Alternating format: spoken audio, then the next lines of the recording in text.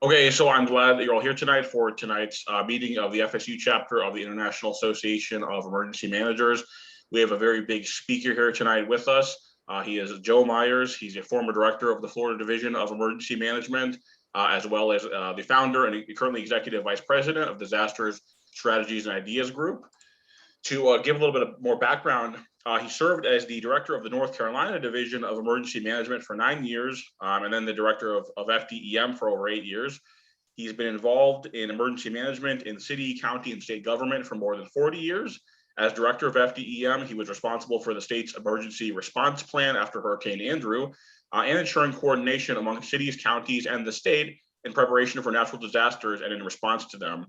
He also designed and implemented the Florida Emergency Management System, which is in foundation and in use to this day.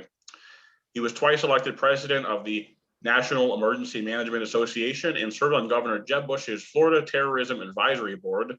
He's received numerous awards, including the Lacey E. Suter Distinguished Service Award, the Neil Frank Award, the Distinguished Service Award from North Carolina National Guard, and the Florida Fire Chiefs, the Bob Sheets Award, and the Governor's Award for the state of Florida. He's going to be speaking tonight to us about basically what a day in emergency management looks like, right? What a typical day looks like in this field. And we're so pleased to have him with us here tonight. I'm going to pass the speaking floor over to him while I share my screen and show the presentation that he sent us, and he'll do the speaking. So thank you so much, Joe. Okay, you ready? Okay, thank you. Thank you for the opportunity to speak with you tonight. First of all, I want to apologize for having missed, and we had to reschedule a couple of times, but it was something I felt like I couldn't be here and do a decent job for you. But I did not want to miss this opportunity to speak to you. So I wanted Marcia to make sure that we got this scheduled. And Marshall Warple is with me tonight. And as we were talking earlier, some of you didn't hear, she's a former alum of Rob's. And she serves as a senior consultant for DSI.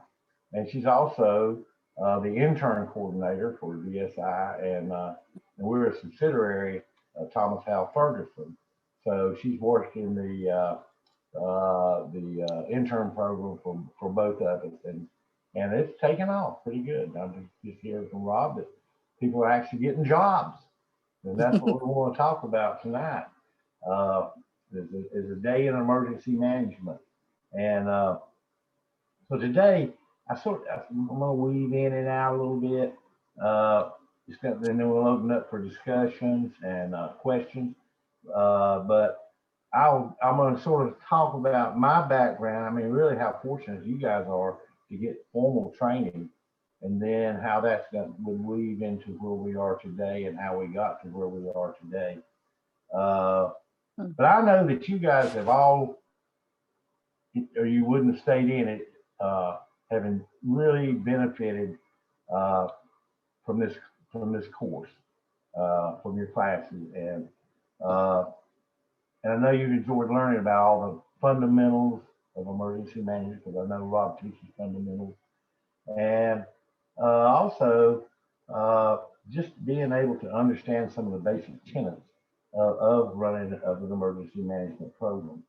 And I know you mentioned this is IAEM chapter, FSU, and I have been and I'm a supporter of IAEM, but I used to go a lot when it was called something else. It was called NECM, National Coordinating Council on Emergency Management. And it evolved, as we'll talk about things tonight, how things have evolved over the years. Then they took on an international flavor. But they represent the local governments. And then, as Stephen said, I was the president twice of the National Emergency Management Association. And one of the things I knew I wanted to do was make sure that we had IAEM representatives at our conferences so we could share information. Because, we were talking about local government quite a lot, and they need to be there to hear where the state directors are setting up some policies. But you've had from the very best from Rob, and I'm saying that sincerely because his leadership in getting you through this, and his real world experiences. He's done an outstanding job. And Rob was the first employee I ever had when I moved to Florida, and it was a good hire, great hire. But you know, he started in a position that I knew that he wasn't going to stay in that position forever. And as time went on, it evolved, and you could see this education training in Rob coming out, you know, looking into the future, looking into the crystal ball, because he identified that there was really no formal. There was training classes, but there wasn't anything formal for people starting off in emergency management, like I had to, and when Rob had to. There wasn't anything out there solid you could just hang your hat on, unless you wanted to go to North Texas State. But that was the only school, I believe, at that time that had any type of program to develop emergency managers. And Rob, I think, was fortunate, and we were fortunate to have. I remember this lady came in. She was from out west, Colorado, somewhere around that. She came in and said, "You're going to hire me?" I'm like, "I am. Who are you?" And she said, "Janet Dillon." And I said, "I sure am." And I ended up hiring Dr. Dillon now, I believe. And she and Rob, it's just like a magnet, you know, attraction there. You could see they started working together and working our exercises and our training program. But you can see them looking down the road, looking at the future. And that's how you got to where you are today. Uh, uh, Someone like me, there was no formal training. You know, you had to just, you know, on the job training. But today, how many places, universities, colleges, so forth, that offer some emergency management programs? It's probably in the hundreds, I would think, across this country. So the pioneer is Rob, and you're very fortunate to hear from him, because I know I've witnessed him and I've watched him operate in real world situations. We could go to that second slide there. Uh, there we go. That's an ugly picture. But I do want to say something. I've been in this 46 years. That's a long time. And I was going to stay in this 1 year. 1 year I had been involved in education, didn't know a thing about this stuff. And to tell you the truth, when I started, there wasn't even a FEMA. FEMA did not exist. So I've seen over the years quite a bit. And I think it's very important that I share that with you and with others. So you need to know where we've been in order to know where we're going. Because this is a dynamic business, and it just pleases me to death to see how it has grown over the years. Like I said, I had no formal training, on the job training. But what I had to do, and you will be too, is I applied what I went to Western Carolina. I went to the University of Tennessee initially, and then I ended up at Western Carolina University and graduated from there. And I was in social studies with a lot of history and civics, but I also got into coaching. And that's really what I'm about. I wasn't an EM director. I was an EM coach. I still consider myself. We looked at ourselves as a team. I wasn't a fireman. I wasn't a policeman. I wasn't in the health and all that. I was a coach. And these are just big. When you have a disaster, it's a big game. It's more than a game. But you've got to have everything clicking at the right time, just like you would a football team or a basketball team. So I'm all about team, totally about team. And a good coach will surround himself with outstanding people. And I have, other than Marcia and Rob and I wanted to say General Dillon. I get in trouble on that, so Rob called her General Dillon. But Dr. Dillon. I was counting up. I've had people that had worked for me, and you never know in this business. Like I said, I could be in 1 year. You never know what's around the curve for. I've had one employee to become the FEMA administrator. You know, when I hired him, did I know that? I saw some potential, but that's pretty good. I've had one to become the I forget the exact title, but he was the administrator over all of response for FEMA. And another one today is the deputy administrator for resilience at FEMA. And these people started right over there doing just what everybody did in the EOC and working, you know, wearing the two hats we'll talk about. I think I've had like maybe 4 or 5 that have become their own state directors over the years, which does you good. And others that have gotten off into some specialty areas. Some have started up their own logistics companies. When we started, we didn't have a logistics person. And probably the one that's done the most, or he would tell you that, who's got the best job in emergency management in the country, is a gentleman by the name of Eric Gentry, good friend of Rob and Marcia. And he is the emergency management director for the Smithsonian Institute in DC. So that has to be a fascinating job in itself right there. So I just wanted to share that a little bit with you there. Next slide. And I'll tie in a little bit here about the what I was talking about. And I didn't count 68, 71 in my 46 years, I should. But I was like you, some of you, when you was going to school, you got a job, and you're going back and forth to school and so forth. I was a frustrated football player, hurt my knee, all that. My ex football coach went to this school that had just started back football, hadn't had it in 10 years. And he told me, he said, I'll tell you something, Joe. He said, if you'll get your schedule worked out, I'll hire you as an assistant coach on my football team. Me and another guy. And both of those gentlemen went on to be superintendent of schools over the years, but I said, sure would. And so I started coaching when I was about 19. And so at a high school, regular coach, all that, wasn't a teacher, just a coach. But I started learning a lot about things. And then I was fortunate enough to become get a teaching job and was able to apply my degree and still kept coaching. Then I wanted to see something a little bit different. So I left the mountains of North Carolina and moved to Raleigh and went to the big city and went to work for an organization called Civil Preparedness. If you don't know what that was emergency management before there was an emergency management. That was the name. And we had a single focus, and that was nuclear war. And I'm like, whoa, that's a big jump going into something like that. But I was fortunate to get into school curriculum. It was something new, developing school disaster plans. I'd never done that before. And there was some pilots going across the country.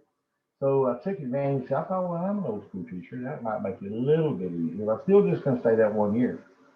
But what happened was I got hit with a large, I moved to the field. There was a job came open in the field. I was the least qualified. No one else wanted the job because they weren't going to pay moving expenses. I was single. They were all married, had families, and it was closer for me to get back to the mountains. And lo and behold, I took that job. I was in a county courthouse for 9 years. And about the time I got there, they were volunteer directors. They weren't getting paid. Just a very few of them. Some of them were funeral home directors. Some of them were the town water guy. One of them, I used to go to this one place up in the mountains where if I wanted to see the EM director, I had to go to the Dodge Chrysler place, but that's what he owned. That was the EM office. I mean, back then it was like the wild, wild west. But we had this tremendous flood, pre-FEMA, and I threw the book out halfway through that flood because it wasn't working. It wasn't me. And I needed a team. And we all needed to understand roles and responsibilities and start sharing information. And that was the biggest eye-opening event that I ever went through in my life. To this day, I still remember my first disaster victim or survivor, we'll call it. And that's why I stayed in the business, because I felt like I was not earning my money. Here's this guy, I was this young guy, but here's this old man comes in and needs some disaster help. And I overheard him say, and I'm the guy there, running this desk at a disaster field office. And he showed his dad. He's his son. He said, son, they're not going to give me anything. Look at me. He says, why do you say that? He says, look, I got a new suit, new shoes, new clothes, brand new everything. He says, but Dad, that's all you own anymore. You lost your house, you lost your car, you lost that little white picket fence around your house there if you were retired. That just really sunk in on me. I'm still thinking about that stuff, and I felt guilty not doing my job right. So I had to figure out how we were going to do it, just like we would playing a game, identifying those roles and responsibilities. So after that 9 years, I was fortunate enough to become the director of North Carolina. And having gone through that was quite an experience. I saw the creation of FEMA implementing the creation of FEMA, because it came in about 79, 85, became the director.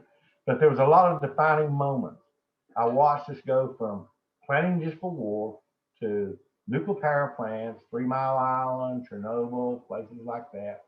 Bhopal, India, hazardous material events, just everywhere going on, transportation accidents, chemical fires, and big natural disasters started happening. Hurricane Hugo hit South Carolina, North Carolina, and almost at the same time, Loma Prieta earthquake hit in San Francisco.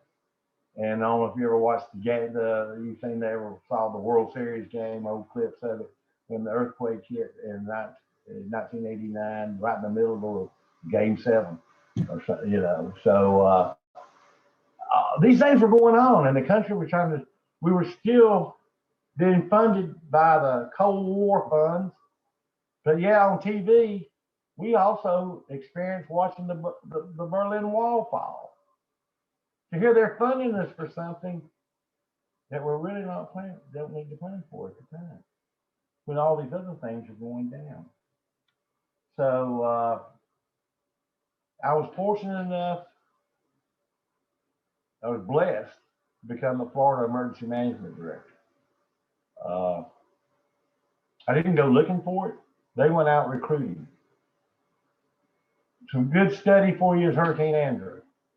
It's what you measured everything by at that time. It was bad. But I was speaking the other day, and there just wasn't a system in place. FEMA had put their emergency response system in. Well, they gave a briefing to the states in the region 2 weeks before Andrew. So there wasn't any plans in place. So they're operating off a new way. The counties and cities are operating off, and the state off of the old way. No wonder there was chaos. There were simple things like, who called the military? Why didn't you call the military? We didn't have the capabilities to go out and find the damage. The city of Homestead was devastating. The Dade County said, who dodged the bullet? 3 days later, they find devastation. So all this is changing with the Cold War direction, and we were just happening to be at the right place at the right time to help sort of direct and change the direction of the nation. Because we sort of came up with the idea, as Florida goes, the nation goes. Because Florida legislature, it's almost like it is right now.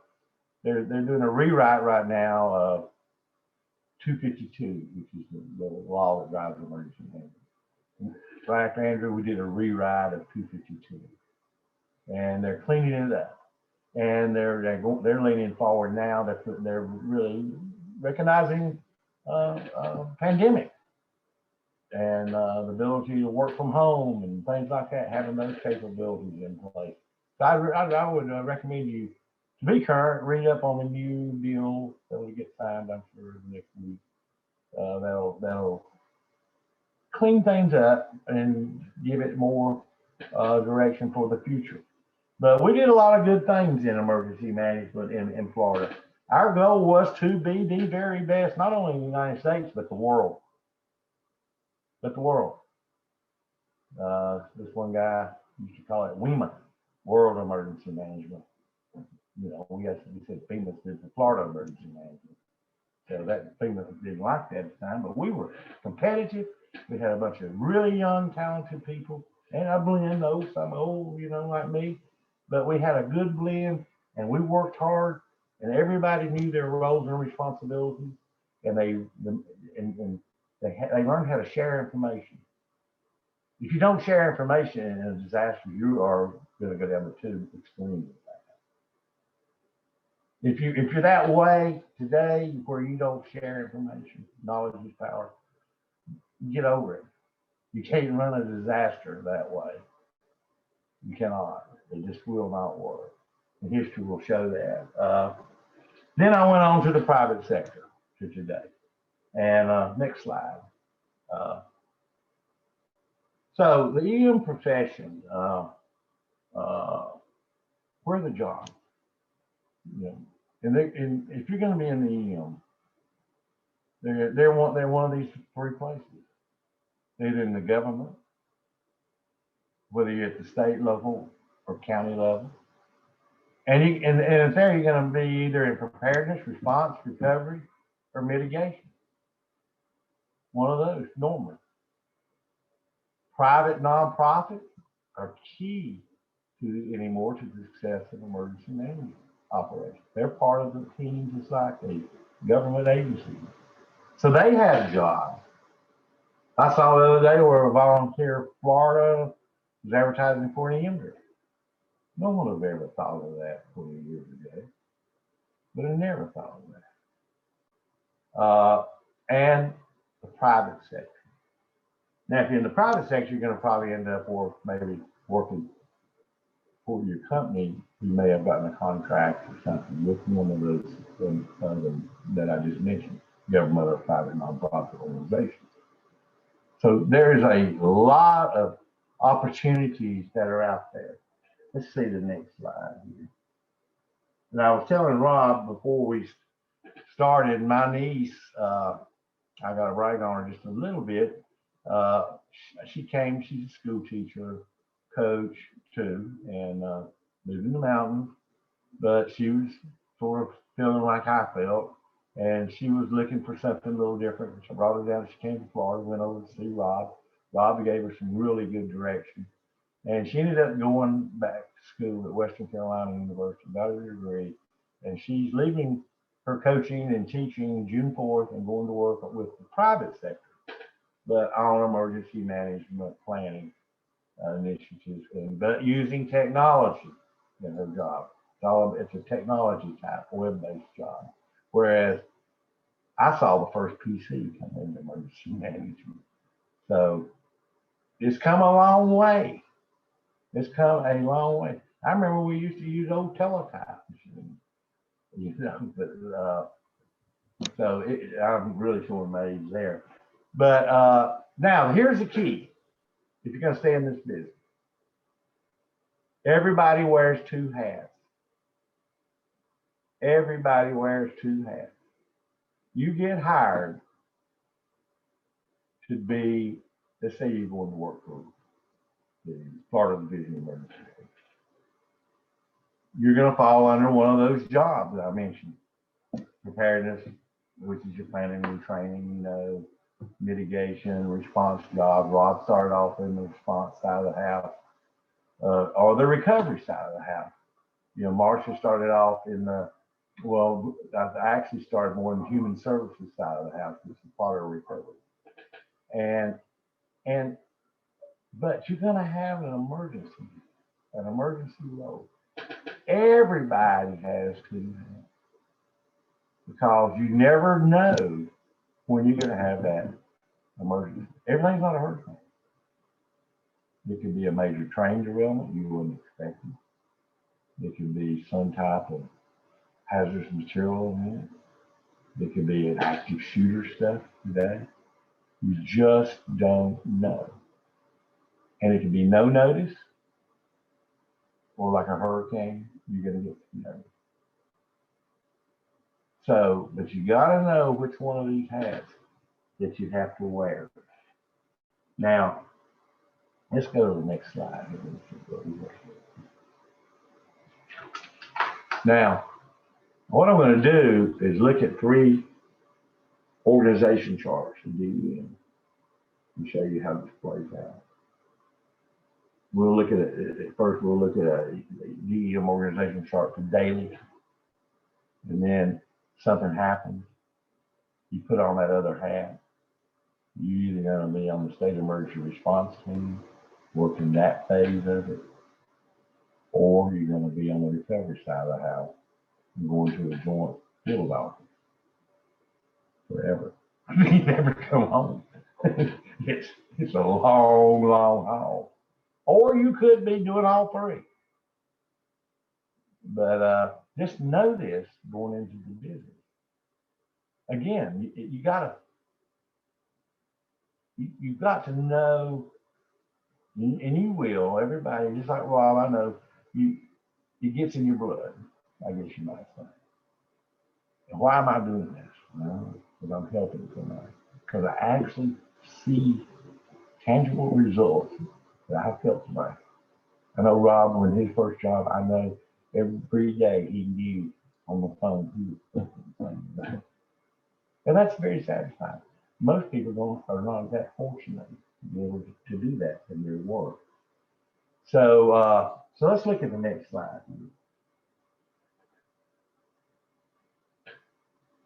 Okay. This one is sort of when you're looking at your data. Now, DEM, you got a director. All right. You've got a deputy director. And you've got a legal side of the house. You've got administrative side of the house. You got the finance. You got external affairs, dealing with the legislature and people like that. But underneath this deputy, you got preparedness, response, recovery, and mitigation. There's your job right there. Right there's your job. You got bureau chiefs running these. And the way the state's set up, they've got a deputy, a chief of staff that handles a lot of these type of legal and administrative and finance and things like that. So that they're covered. But all those people also realize, let's go to the next slide. See the cert chain. Go to the next one. This is your cert chain. It evolves. We don't call it Florida Emergency Management Team. That was the previous step. Now we've evolved into the state emergency response. And it's made up of every agency in state government. And they all are required to have people there. Emergency coordinator. And see, that's another place to find jobs over in these other agencies, because they have smaller little EM pockets of things. Now, an EOC, and Rob knows that he helped run all these. You have an operations section. That's more your red lights, blue lights, whistles, sirens, all that good stuff. Information and planning. Let's say you were a planner, a hurricane planner. You might get put into this ESF5. So that's action planning. Where we are today and where we're going tomorrow. Documenting it. And it's got its moments. Trying to get people to share their information. COP, ESF 16, the law enforcement. What did you do today and where are you going tomorrow? All the way around the horn. And then you come up with one great big action. Administrative. you can see these people with the daily stuff over to emergency. Now you're getting into millions and millions of dollars. And the logistics people are the ones that are going to buy all this and bring you mutual aid and so forth. So that's one of the second half. Next slide.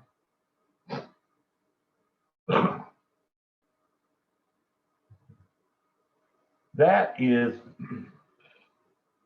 you get declared for disaster, and you're going to work in the OC, or you may get shipped out to the disaster area. For instance, it could be you've gone to Panama City this morning for several months, maybe a year. Or it could be somewhere you don't want to be. And you're in there with the feds, with all the different federal agencies. So they go in, it's amazing what Fema can do. They can come in, they can fix up an old Walmart that has been closed, and within 24 hours, that building is up and running, computers, telephone systems. They have these special units across the country that can come in and make all this happen. You can still see there's parts of the CERT team stuff over in their planning section, logistics, finance. But these are the people under the operations section that are beginning to make sure infrastructure has been put back, people are being taken care of, and they're getting the things that they deserve from a presidential or gubernatorial declaration. And again, sharing information, I can't get away from that. And as Rob knows, you play like you practice. So that was Rob's job over on the response, preparedness side, making sure we had a hurricane exercise. And he was the first to get it. He was the first to do it, to start the hurricane exercise. He and Dr. Dillon. And they still can't do it today. They just finished it last week. And I do believe if you don't practice it, that's sort of like your scrimmage. That's like your garnet and gold guy. And from January up until May, you practice and practice and practice and practice. You don't take a vacation, take it in the summer. You get back in time for the activation. But during January through June is pretty hard work. I'd be wrong to tell you that in any other way. Let's see the next slide here.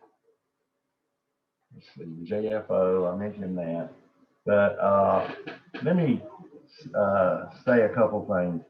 JFO, you could actually be there over a year. It takes years sometimes to close disaster. They might not keep you down there a year. They may move it back to Tallahassee. But you literally could be living in another town for a year in that job. And then a lot of people, they move you back to your daily job because, that's got to keep going too. It's very demanding. And, but I like to call it nothing but coordination, cooperation, and unity, which gives you that one big team. And, when you get into that emergency, it can make some people want to keep working harder. I remember that man, that survivor.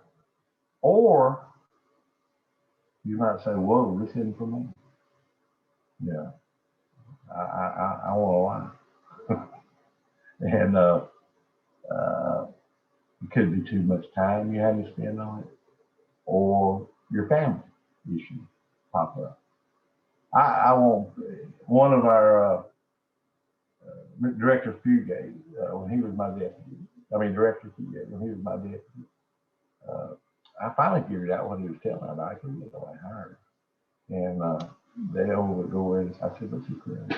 He'll tell you a little bit about it. He'd say, "You got a dollar?" He'd say, "Yeah." "Sell it." "You got a spouse?" "Yeah." "Divorce?" "You got children?" "Put them up for adoption." that was his funny on how demanding this job is. and I've never forgotten that. But that sort of gives you an idea. I've run through it. What a day in emergency management, one day can, 1 year could be like, one day could be like a year, it could seem like. And but then again, it's very, very, very rewarding. You meet a lot of people, and it's a platform for you to get into other things too. And you learn a lot of things about yourself, a lot about yourself, your motivation and your drive. So anyway, I sort of breezed through this a little bit, but I want to open it up for questions. If you got some questions for me.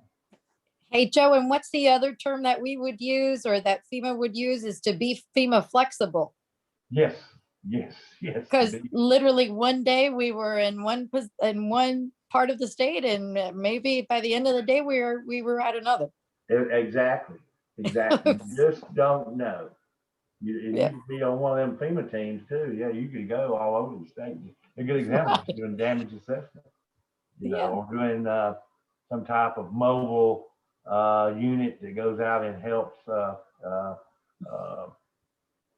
people get what they need. That's important that you get out there in the communities and those jobs and be able to deal with pressure. There can be a lot of pressure in it. You're dealing with people's lives and property, but you've got to have some type of, you got to keep a balance. And we always worked hard, and we tried to be lighthearted a little bit too, internally, because everything we did daily, we dealt with bad things. You're either planning for something bad or responding or recovering for something bad. But you need to have something positive going forward. Any other questions? Stephen, if it's okay, I'd like to say a few words. Yeah, go for it. All right. Well, ladies and gentlemen, again, I'm Rob McDaniel. I just kind of wanted to point out a couple of things that Joe mentioned that kind of resonated with me. Joe made a little bit of a joke, and Marshall was just kind of alluding to the different names that the Florida Division of Emergency Management called. One of them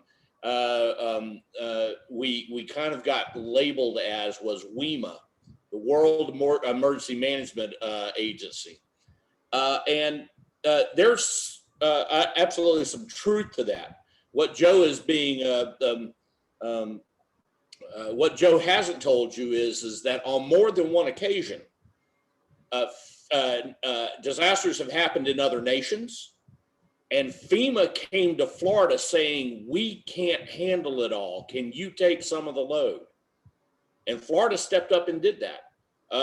Perhaps there were two instances where Joe handled, and that was one was I believe it was the second Cuban boat lift.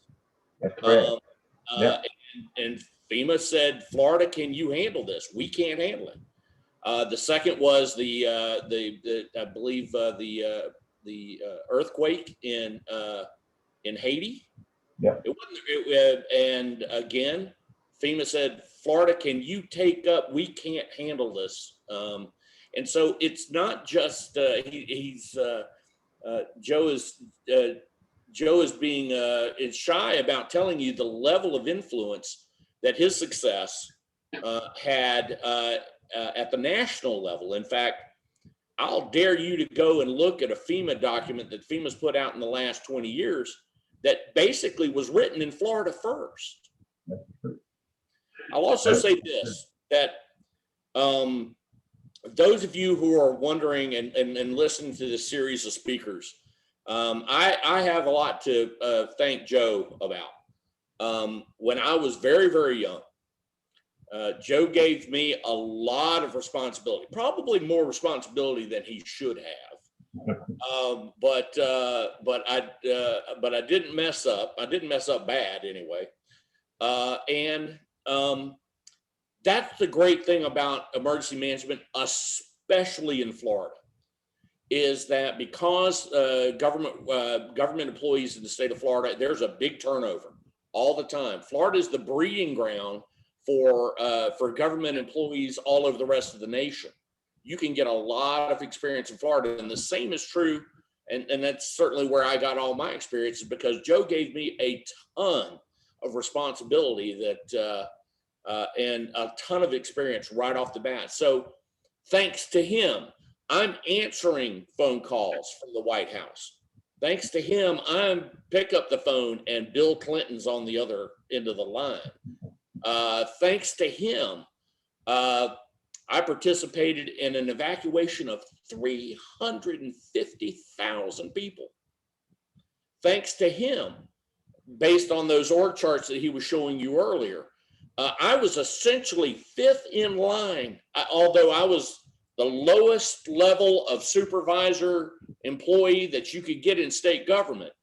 When those organization charts kick in and all of a sudden emergency management's the expert, there was the governor, there was the governor's authorized representative, which was Joe.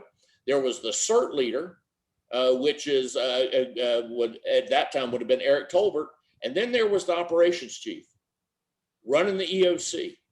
And that was me. Yeah. How does that happen? That's right. And you never knew what night you were going to get a call from the governor.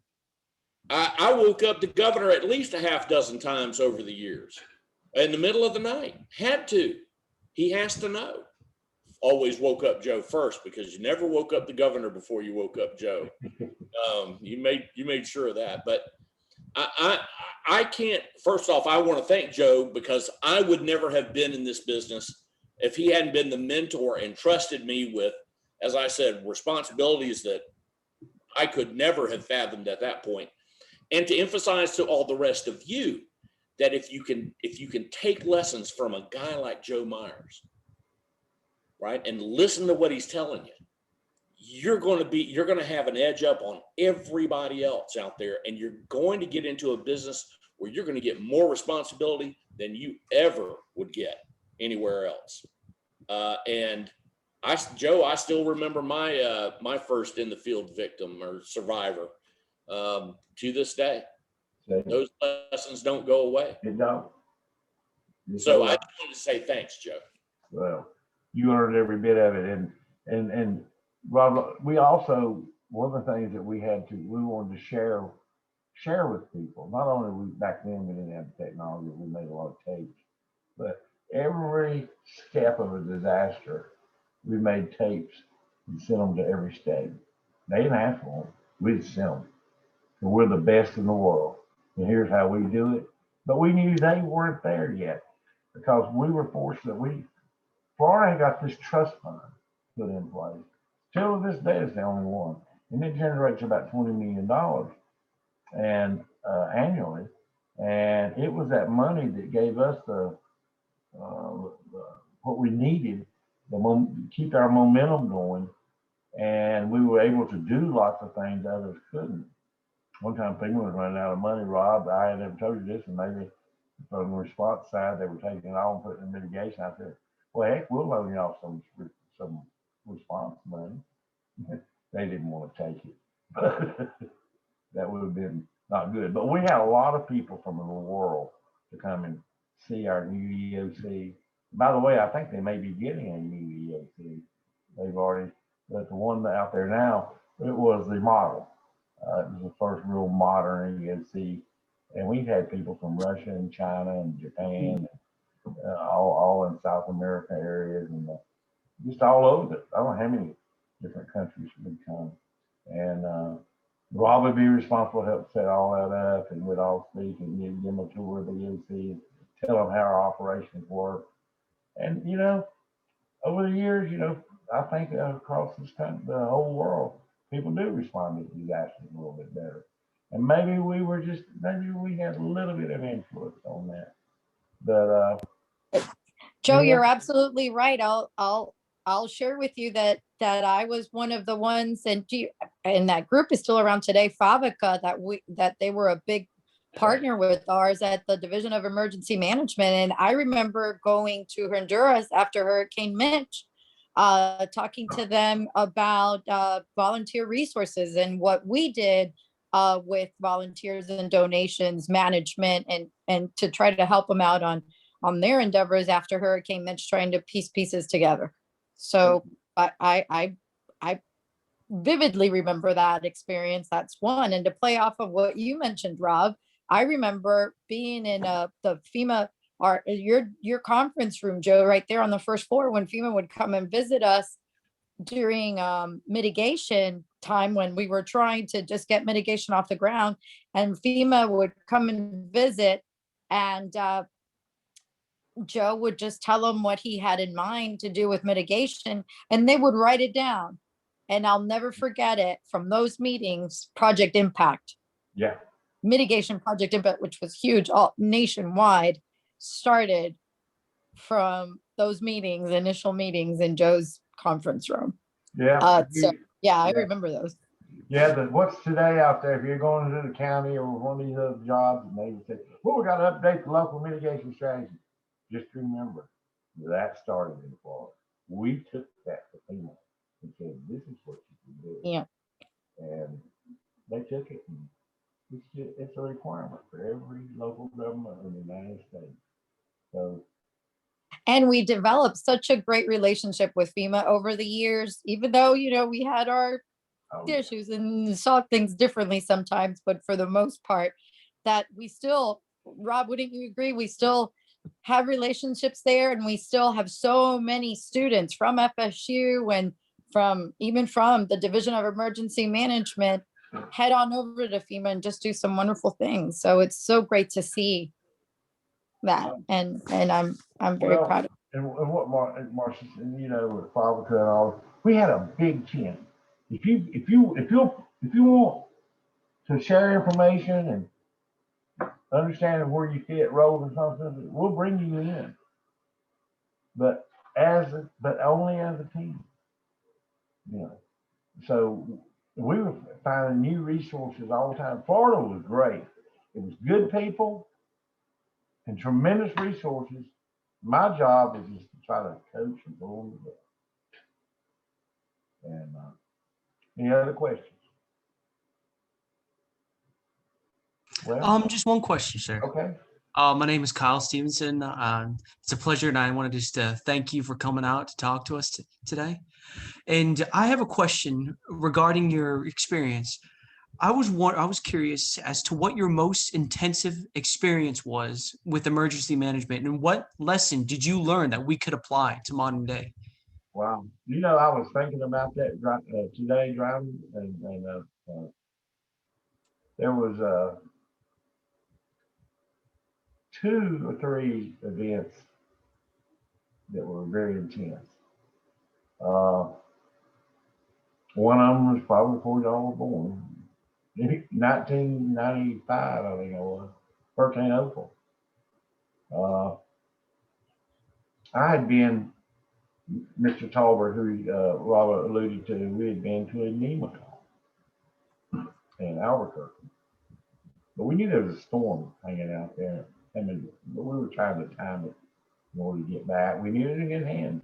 Chip Patterson, Rob McDaniel, people like that were in charge. So I remember it was about 9 o'clock, got back that night. EOC, people were rested up. We're supposed to get a Cat 1 coming into over around, I'd say, Okaloosa County area. And again, technology, there wasn't a lot of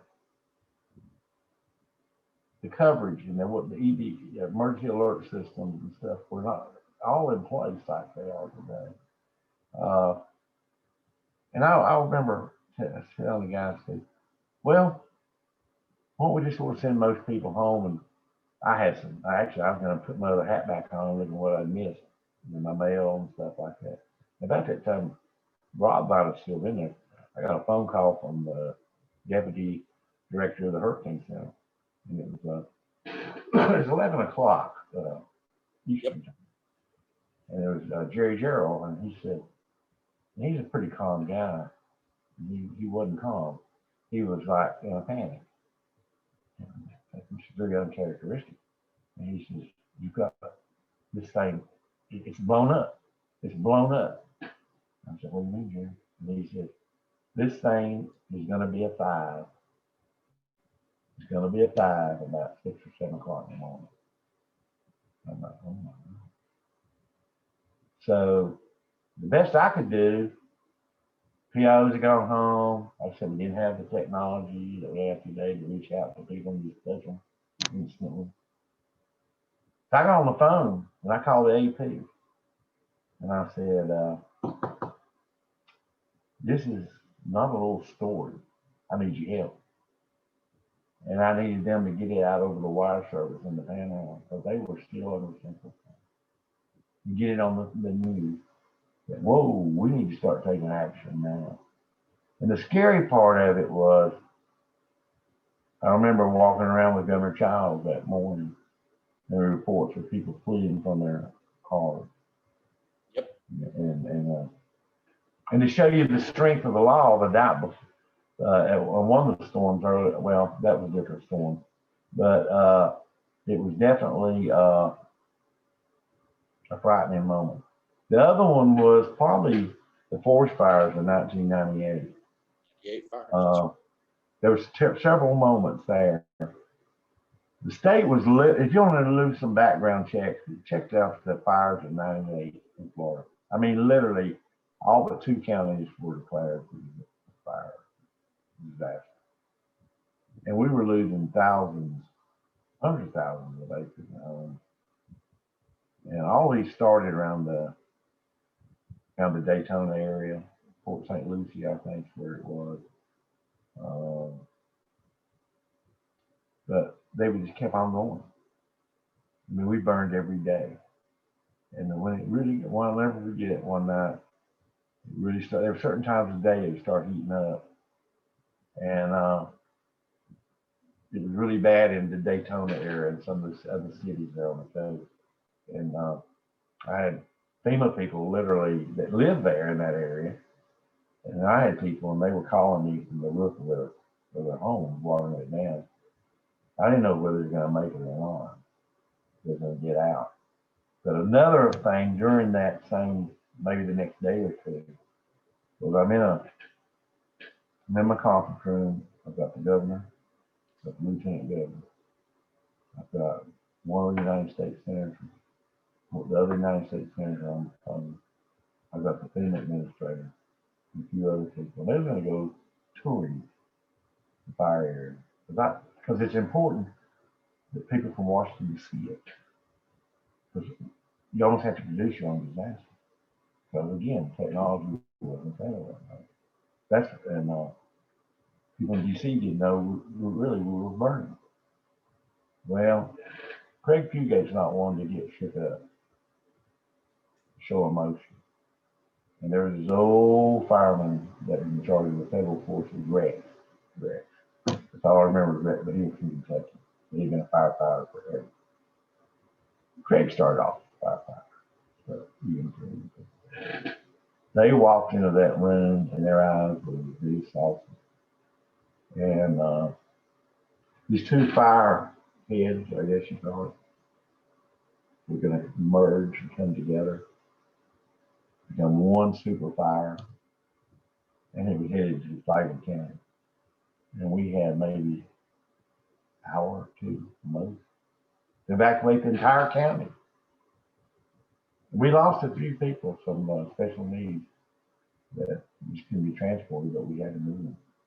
But we couldn't, evacuation, 995 was closed north. So we only could go west or south. And I didn't know 32,000 people evacuated. So don't let nobody ever tell you they can't. They can do it. And that was a very scary moment. I don't know, maybe 9/11 was pretty frightening because I was at a conference. My first reception I ever sponsored in the private sector. And we were at Big Sky, Montana. Probably had 400 or 500 people. Every director in the country, all flew out there with FEMA guy or director. Every basically emergency person over all the different federal agencies was out there. Everybody was wanting to go to Montana. And one of the guys that worked with Rob, Gang, Yep. saw it on TV. The time was different. And Florida was the one that told Fema about the plane going into town. And I guess that was in a way, a fine moment too. I was not government.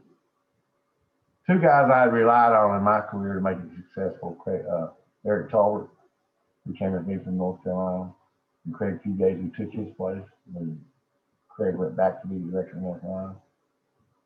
They took charge. The room was set up for like a big conference. Matter of fact, Talbert was getting sworn in as president. Those guys, they took those tables, they pushed them all back, and they set it up like an EOC. And the mission was ESF1, transportation, getting people back. They had to prioritize it. And they took the state directors from Virginia and DC and New York. And I don't know, Rob knows more, he'd been in the Air Force. It had been F-15s.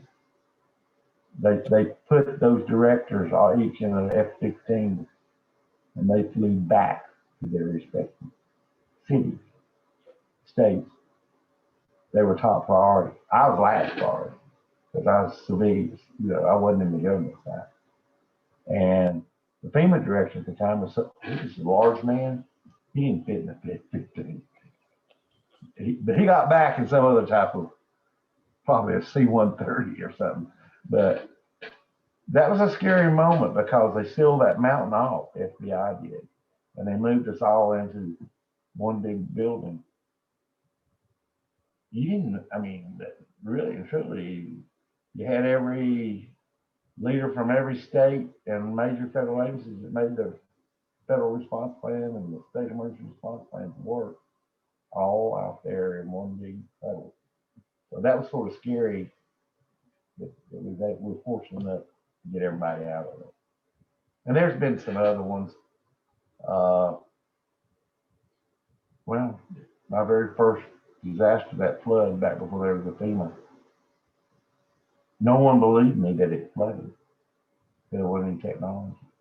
I was 300 miles from Raleigh. And I had a chairman of the county commissioners to call me up. And he'd been drinking by the third day. And he called me all sorts of names and called the governor of North Carolina all sorts of names. He told me, he says, I've lost 3,000 people, can't find them. They were isolated up in the mountains. As far as he's concerned, they didn't know if they were dead, alive, or whatever. And I was 27 years old when that happened. My own boss, I called and said I need to speak to the director, and they told me he wasn't allowed to be working up here. Pretty helpful. Those were scary internal moments. That's what answers your question. They make you grow up fast. You got to make the call. Thank you, sir. Yeah. Any other questions? Sure, I've got a question. Okay. First, thank you again for talking with us. My question is about keeping current in the profession. Tragically for Florida's the disasters offer a lot of opportunities to learn and evolve. Beyond the trial by fire, what are some of the things that you and your team do to stay current and be the best emergency managers you can be? Well, what I try to do, at one time I was the youngest, now I'm the oldest. And I try to hire people, I go, brilliant. People that can relate to you. People that can relate to staff, his age. Now it's hard a little bit to have confidence because of the pandemic. But I think you have to have people that can relate to that generation that's in. The state director of emergency management. I was talking to the past one that just left. I said, well, those fires in '98. He looked at me and said, "Joe, I'm 17." I'm thinking, wow, it is so. But we try to stay engaged. We do a lot of research, stay on top of things, stay visible. I've just got a lot of things, you know, I guess my job has always been more of a visionary and leaning forward. And I had people that could execute where we were. So there's just a lot of vision, sort of like a good baseball manager. In the third inning, a good baseball manager knows who he's going to throw in the seventh. So there's things out there I still want to do, you know. I think it's important to make all their plans and like procedures and stuff today, make it all using technology, some type of electronic planning and training. Whereas in the past, you know, it's very hard to, for instance, to update a plan. Somebody leaves, oh gosh, you got to rewrite parts of the plan, you know, let people know. Whereas today, using technology, that's the way to go. It's definitely the way to go. Just try to surround yourself with good young people, smart people that's going to school at FSU, and they'll keep you up to date. You know, Joe, if I could kind of piggyback on Mac's question, how do you feel? I mean, don't you feel like it's real important to have relationships with the community and the EM community? I mean, you got to be, and it sounds quaint, but you got to be part of the gang. Yeah. You have got to have good relationships with everybody in the community, and you will learn tons from them. They're all. I tried to erase boundaries and titles, and we were all one. That county EM director, I'm working for him the way I saw it. But we had conferences and training. I took a lot of people because we go like the hurricane conference. I might take 30 or 40 people because my people needed the training too. So they also needed the interface, because at Rockton, with the local government. So we knew each other and we learned from each other. And we learned from states, because I'd take a lot of people to NEMA. States would learn from us. So I think just like Rob probably hit it better than I could say, relationship. I personally think there's no better compliment that you can give an emergency manager than to call him by his first name. Yeah, like everybody else would, you know. You got to be part of the community. You've got to be engaged with it. And one thing I know I did, and my job as director was a little different than maybe somebody else's vision. I like I said, I was in a courthouse for 9 years and understood local government quite a bit better than most people working government, because I was there. I was right between the magistrate and the sheriff. Yeah, that was where my office was. So my job was to go out and meet with county commissioners going on and elected officials. And so I got to Florida. I'd get Rob or somebody else or whoever. We'd load up and we'd go do what I call public official conference, like an hour and a half. Might break bread with them. But I wanted just the constitutional officers, and I didn't need the whole team. I needed the coaches and the management. So we would walk through expectations. What I need from them, and what they need from us, and what we were giving them in return. And when we finished all 67 counties, we started using that. So that kept you, I think, firm too. And I'll just add one more thing that I know that I learned from Joe and from And from Craig Fugate, when I worked both under their leadership, one thing that I would always catch them both doing first thing in the morning was catching up on the news and what was happening in the world, current events, and especially what was happening in emergency management. They read all those newsletters, they read all that information. You may not have thought that they had time to read all that came through the FEPA Association, the Florida Emergency Management Preparedness Association, from NEMA, as Joe pointed out, National Emergency Management Association, from IEM, from all of them. They read it. They stayed informed. That's how they knew what they were talking about off the cuff. They were asked the questions and they could answer because they knew they were well informed, well prepared. And it didn't do me any good just to be on to know it. It was important for my managers and my team to know it too. Again, sharing information.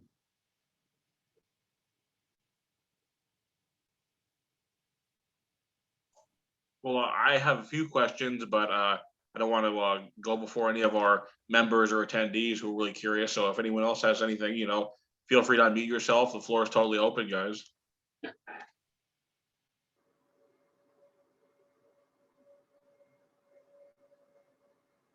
Okay, well, I'll ask something. Yeah, I was just gonna ask about working with Craig Fugate, because I've heard he's quite the character, so to speak.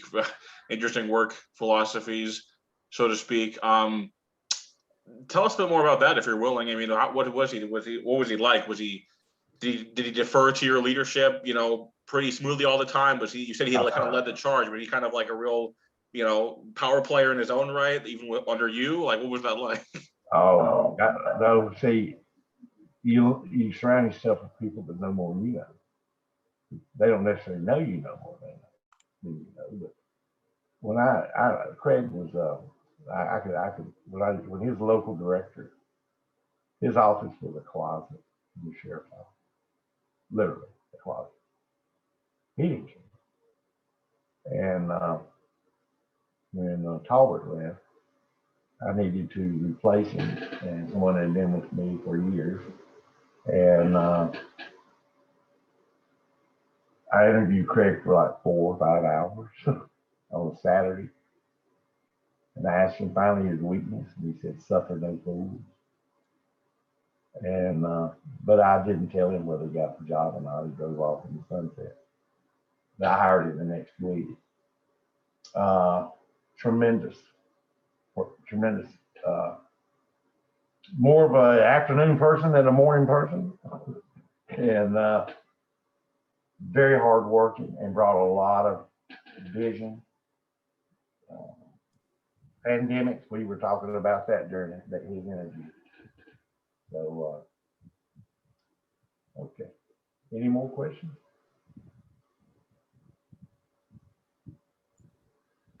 Yeah, did you play any role in him coming up with the Waffle House Index concept? That's his, but we used to talk about it. I remember him telling me about it, but that's his. Oh, okay. Interesting. Well, So, go ahead. Yeah, as far as working high up in government and then going to the private sector, we've obviously seen that trend with some of our speakers before, right? Brock Long, administrator for FEMA, and then executive chairman with Haggerty Consulting. Brian Kuhn, another former FDEM director, now he's the vice president with IEM. So you did that similar public sector leadership to private sector leadership path. Brock very much has this attitude, at least according to like his talk that he gave to us in the fall, of get the government out of the way, let the private sector do its thing. I mean, are you also keen on that? Would you say privatization, so to speak, is more so the way in the future? It's a blend. It's Okay. a blend. It's a blend. There's certain things you don't want to go to the private sector again. There's certain things you do. Now, I think over the years here that you're seeing a lot of experience going to the private sector. So, but when I was starting off, there wasn't a private sector.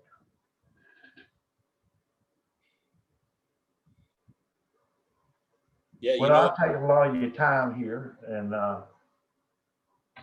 so let's. I was, if you don't mind, Joe, I was just gonna add that it's funny. When Joe and I started in Florida back in the day, Florida state government's actually 25% smaller Yeah. than it was 30 years ago. Oh yeah. And so, and Florida is now gone from being the 25th most populous state to the third most populous state. And yet there are the government is 25% smaller. And so you have to, Florida is going to have to continue to go to the private sector, mostly in recovery. That's where, yeah. Yeah, that's really where it's at now. You know, there's awfully good arguments for in the response phase where people literally, it's about saving lives in the response phase and pretty much nothing else matters. Maybe that's something that government ought to hang on to. Yeah. Just about every other phase of emergency management, government is going to have to ask itself, do I have the people and the resources to be able to do this? And if not, then I'm probably going to have to turn to the private sector. That's exactly, and recovery is exactly where a lot of your private sector work is. Yep. All right, wow. Well, does anyone else have any questions? Don't be shy, guys. It's a great opportunity with a really great speaker in Florida EM. And I'll be glad if you ever need me back again, I'll be glad to come back, and if you got more questions or if you need to contact me on anything. Sure. Yeah. No. Well, I'll definitely recommend that the future board invite you to speak to some new students next year. Definitely. And I just want to closing on my end. Just want to wish all of you a successful future in this business. I'm sure you'll succeed. So you've had the best to teach you, Robert McDaniel.